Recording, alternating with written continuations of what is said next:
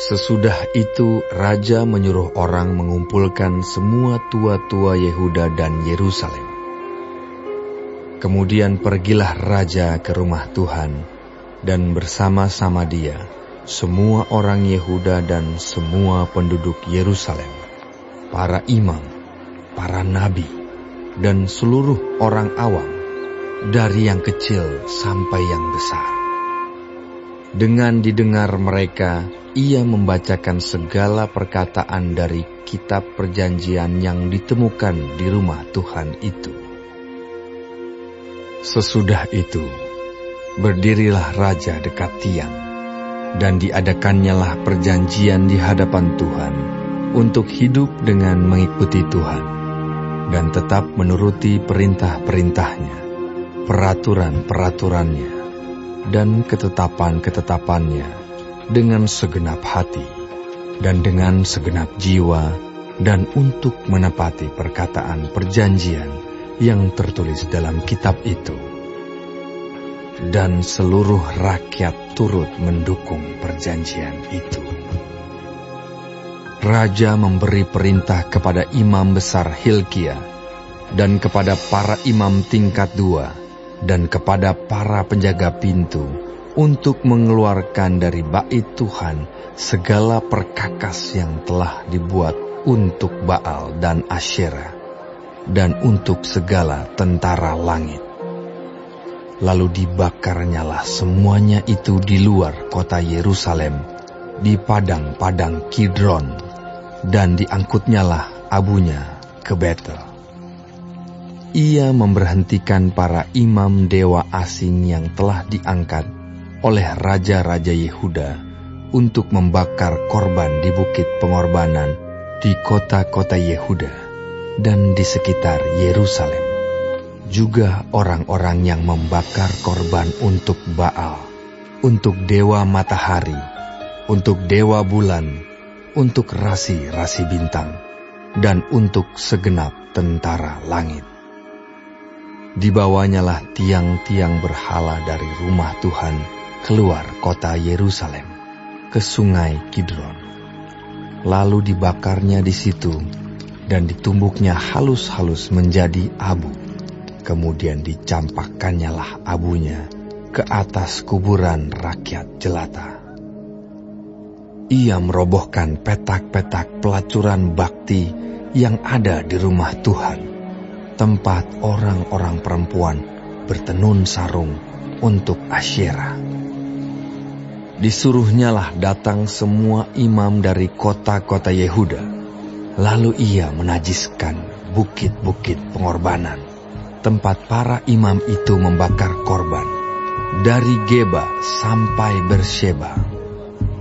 Dirobohkannya pula bukit-bukit pengorbanan di pintu-pintu gerbang yang ada dekat lobang pintu gerbang Yosua, penguasa kota itu, yang ada pada sebelah kiri kalau orang memasuki pintu gerbang kota itu.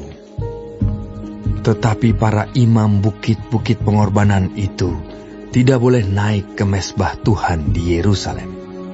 Hanya mereka boleh memakan roti yang tidak beragi di tengah-tengah saudara-saudara mereka. Ia menajiskan juga Tofet yang ada di lembah Ben Hinnom, supaya jangan orang mempersembahkan anak-anaknya sebagai korban dalam api untuk dewa Moloch. Dibuangnyalah kuda-kuda yang ditaruh oleh raja-raja Yehuda untuk dewa matahari di pintu masuk ke rumah Tuhan, dekat bilik Natan Melech, pegawai istana yang tinggal di gedung samping. Juga kereta-kereta dewa matahari dibakarnya dengan api. Mezbah-mezbah yang ada di atas Sotoh, tempat peranginan Ahaz, yang dibuat oleh raja-raja Yehuda, dan mezbah-mezbah yang dibuat Manasye di kedua pelataran rumah Tuhan, dirobohkan oleh raja dan diremukkan di sana. Lalu dicampakkannya abunya ke sungai Kidron. Bukit-bukit pengorbanan yang ada di sebelah timur Yerusalem di sebelah selatan Bukit Kebusukan, dan yang didirikan oleh Salomo, Raja Israel, untuk Asyitoret, dewa kejijikan sembahan orang Sidon, dan untuk Kamos, dewa kejijikan sembahan Moab, dan untuk Milkom, dewa kekejian sembahan orang Amon, dinajiskan oleh raja. Ia memecahkan tugu-tugu berhala dan menebang tiang-tiang berhala. Lalu ditimbuninya tempat-tempat itu penuh dengan tulang-tulang manusia. Juga mezbah yang ada di Betel, bukit pengorbanan yang dibuat oleh Yerobeam bin Nebat yang mengakibatkan orang Israel berdosa. Mezbah dan bukit pengorbanan itu pun dirobohkannya, dan batu-batunya dipecahkannya. Lalu ditumbuknya halus-halus menjadi abu, dan dibakarnyalah tiang berhala. Dan ketika Yosia berpaling, dilihatnyalah kuburan-kuburan yang ada di gunung di sana. Lalu menyuruh orang mengambil tulang-tulang dari kuburan-kuburan itu, membakarnya di atas mezbah dan menajiskannya, sesuai dengan firman Tuhan yang telah diserukan oleh abdi Allah yang telah menyerukan hal-hal ini. Ia berkata, "Apakah tanda keramat yang kulihat ini?" Lalu orang-orang di kota itu menjawab dia, "Itulah kuburan abdi Allah yang sudah datang dari Yehuda, dan yang telah menyerukan segala hal yang telah kau lakukan terhadap mezbah Betel ini." Lalu katanya, "Biarkanlah itu. Janganlah ada orang yang menjamah tulang-tulangnya." Jadi mereka tidak mengganggu tulang-tulangnya dan tulang-tulang nabi yang telah datang dari Samaria itu.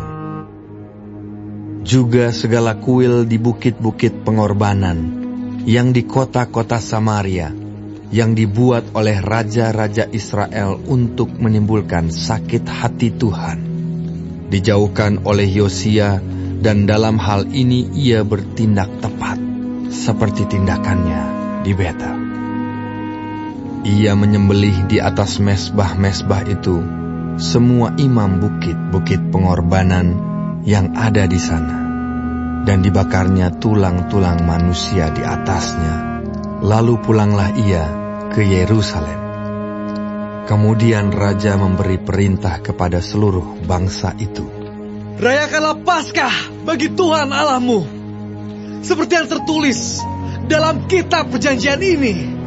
Sebab tidak pernah lagi dirayakan Paskah seperti itu sejak zaman para hakim yang memerintah atas Israel, dan sepanjang zaman raja-raja Israel dan raja-raja Yehuda.